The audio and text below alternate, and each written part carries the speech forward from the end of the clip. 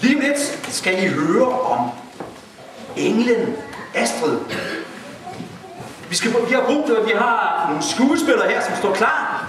Og vi er fra Henved Dansk Skuespillerforbund, for vi mangler lige her sidste øjeblik 300 lovsyngende engle. Men det kunne de altså ikke klare juleaften. Så jeg håber, I lige kan være frivillige medarbejdere her i kirken, så kirken skal den ikke ryge op, hvis du kan tage dobbelt takst til nogen.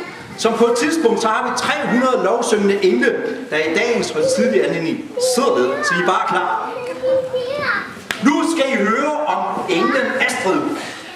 Hun var ikke af den sædvanlige slags med guldhår og krøller. Nej, hun kom altid for sent, og som regel gjorde det ikke noget. Men det gjorde det i dag.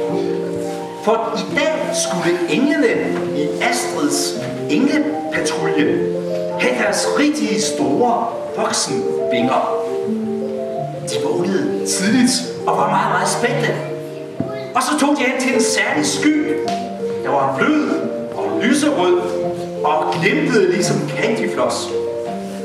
Som sædvanligt var Astrid langt bag efter de andre, og lige pludselig var de andre engle væk fra Astrid. Der var ikke noget spor af hendes venner, hvor de alle sammen henne, undrede hun sig. Men så fik hun øje på noget, der lå lidt længere fremme. Og der var noget derhen. Opdagede hun til sin glæde, at det var et par rigtige voksne englevinger. Sådan nogle store låne føles nok ret mærkelige i starten, tænkte hun, mens hun næsede med at få den på.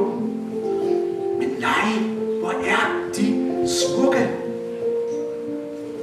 Hun gav et lille bask med vingerne, og til sin store overraskelse, så fløj hun afsted. Ikke forlæns, men baglæns. I domine, tænkte Astrid. Det kan da ikke være rigtigt, det her. Hvor vi nu ender henne. Men der var ikke nogen, der kunne fortælle hende noget om. Hun ville gerne have ledt efter de andre engle. Men det var som om, hun overhovedet ikke havde kontrol over sine vinger. De baskede bare løs, som det passede dem. Og jo mere de baskede, jo hurtigere fløj Astrid. Og hun blev ved med at flyve baglæns. Det var lige før, at Astrid blev bange. Men så fik hun øje på en hvid dør med en smuk lilla kram, som stod midt i det hele. Den genkendte hun fra sine timer på engleskolen. Det er døren mellem himmel og jord. Sådan, der er den, tænkte hun. Jamen, det er jo derfor, vi er øvet sådan på vores hallelujaer. Der skal snart ske noget helt specielt nede på jorden, tænkte hun videre. Og hun nærmede sig døren ved hjælp af sin baglæns teknik.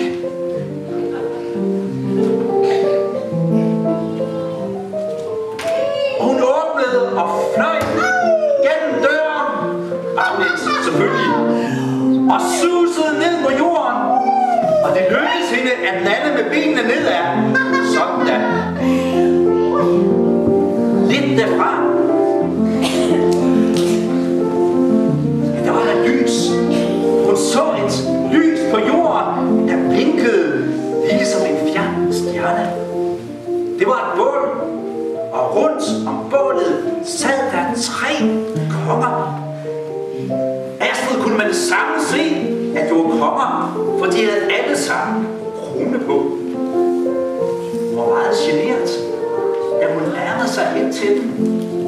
Selvom hun hjemme i himlen var kendt for at være temmelig frisk og ligefrem en smule fræk. De 3 konger rejste sig og vendte sig for at kigge på deres uventede gæst. Nej, se, vi er på selskab. Rigtig hjertelig velkommen. Jeg er glad for at møde dig, og sikke nogle smukke vinger, du har. Og så fortalte Astrid de 3 konger om sine helt nye vinger. Og at de altså ikke var særlig nemme at styre. At hun nu var sent på den. Og så kunne hun heller ikke lige huske, hvad det var, hun ville komme for sent til. For hun blev væk fra de andre engle.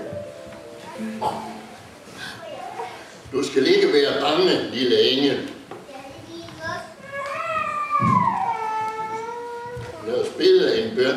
Vi skal hjælpe dig. Se, den stjerne deroppe. Vi så den stå op og fulgte den helt ud fra Østre Land. Vi tror, den vil føre os til Bethlehem, hvor vi skal finde en nyfødt babykonge. En baby, tænkte Astrid, og baskede begejstret med vingerne. Og så kiggede hun igen op på stjernen, der skinnede mere klart og venligt end alle andre.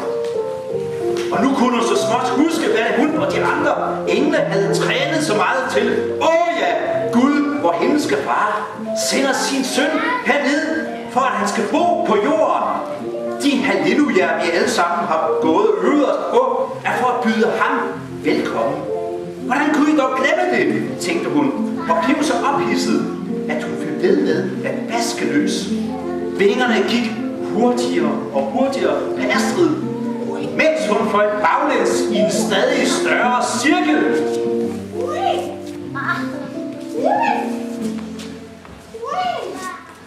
Cirklen blev større og større. Lille engel, jeg tror, jeg har fundet ud af, hvad der er i vejen med dine vinger. Tag og vent et øjeblik. Men hendes vinger bar hende bare baglæns, længere og længere væk. Og det eneste, hun kunne gøre, var at vinke farvel. Lykke på rejsen. Og Astrid fløj baglæns afsted mod Bethlehem. Hun lagde af til en landing uden for Bethlehem på en mark, omgivet af træer. Og hun ville gerne have en hvid landing midt på marken.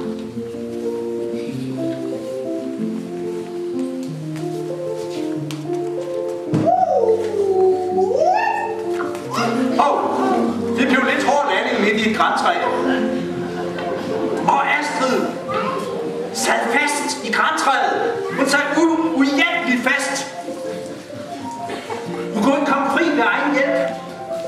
Og for at holde hovedet oppe, begyndte hun at synge sine hallelujaer. Halleluja! Halleluja!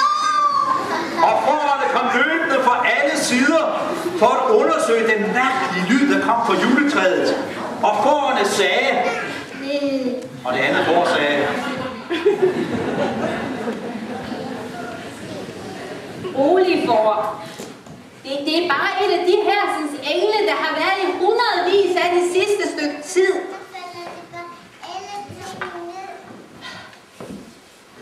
Kan der ikke have dig til at sidde der? Kom.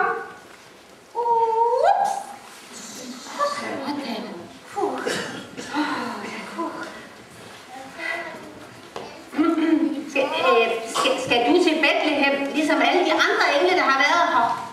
Ja.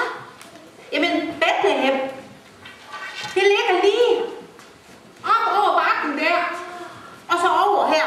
Aha. Men du havde da noget af en brat landing. Ja. Skal vi gå til Bethlehem? Kan englene lige så godt gå som flyve? Ja, godt. Ved I hvad, for vi går. Der er nok også græs på vejen her. Kom. og så ledte hyrden og forerne, englen Astrid, det sidste stykke vej op ad markvejen til Bethlehem.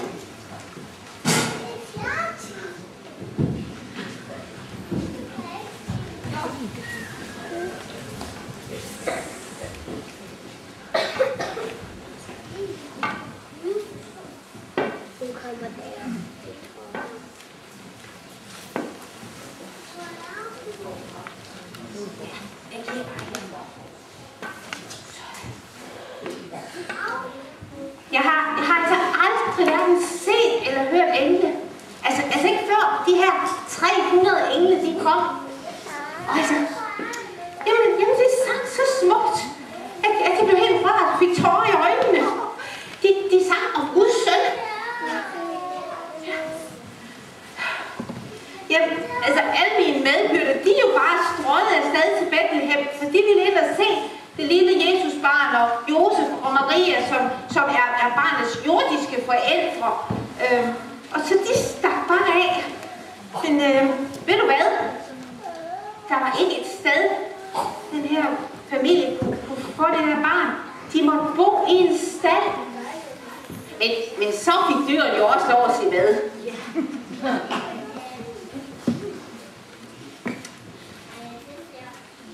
Ved du hvad? Når nu jeg ser på dig og på de andre engle, så kan jeg da godt forstå, hvorfor det gik galt med den landing. Du har simpelthen fået vingerne omvendt på. Omvendt? Ja. Skal jeg hjælpe dig? Nå. Og nu fik Astrid vingerne rigtig på. Og nu kunne hun flyve forlæns hen til de 150 plus 150 andre engle, der sad og som klappede af glæde.